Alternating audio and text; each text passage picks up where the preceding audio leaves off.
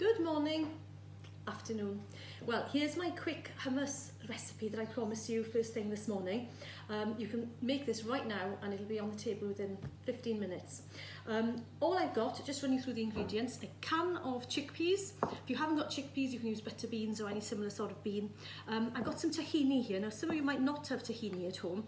It's basically a sesame paste. They roast the sesame seeds and then they make it into a paste. So it's like a nut butter, like a peanut butter, but made with sesame seeds. I've got some roasted garlic, which you might need to do in advance if you want it roasted, but you can add just raw garlic. Some cumin, teaspoonful of cumin. I add a little bit of hot paprika because I like my food a little bit spicy. Some coriander to finish off and some salt.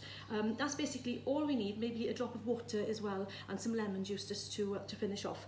So the first thing you do need is a food processor of some description. It doesn't have to be a big posh one. This is quite a cheap one. It's very old, but it does the work perfectly fine. A hand blender will do the trick as well. Just lost one chickpea. In fact, I'm going to take 2 or 3 out just to dress the dish at the end.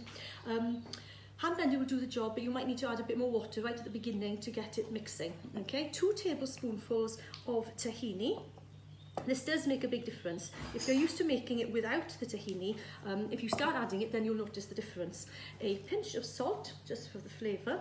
And then I've got the roasted garlic here. So all I didn't roast the whole bulb. I just took 2 or 3 little cloves, okay? And then put them in the oven for about 15-20 minutes. Try not to forget about them. I often do that. And they end up like little bullets.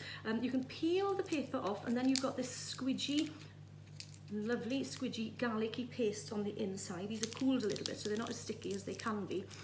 You can add, as I said, raw garlic. That's perfectly fine.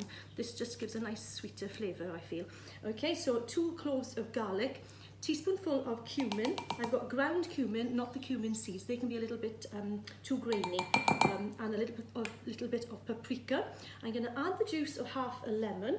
So I'll just squeeze that through my fingertips there to catch any seeds, any pips. Yeah, there was one. Okay, and not a job to do if you've got any cuts on your fingers, by the way. It's quite stingy. And then a drop of water just to help everything to combine. And then I'm just going to pop the lid on and mix to a fine paste. Perhaps to have the electricity on. No.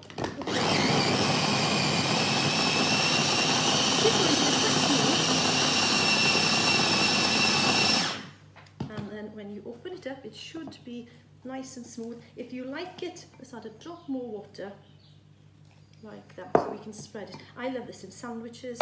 I love it with salad, with wraps, bitter bread. And the nice thing about making a good batch of this is that it's quite expensive to buy, and well, we're quite a large family. We're 7 in the house at the moment, so it comes in those tiny little tubs. Never enough for us. So what I'm going to do now, get a nice big open flat bowl and tip this out. You can see it's lovely and smooth. And this will last for a few days in the fridge. Cover it over, pop the lid on it so that it stays nice and moist.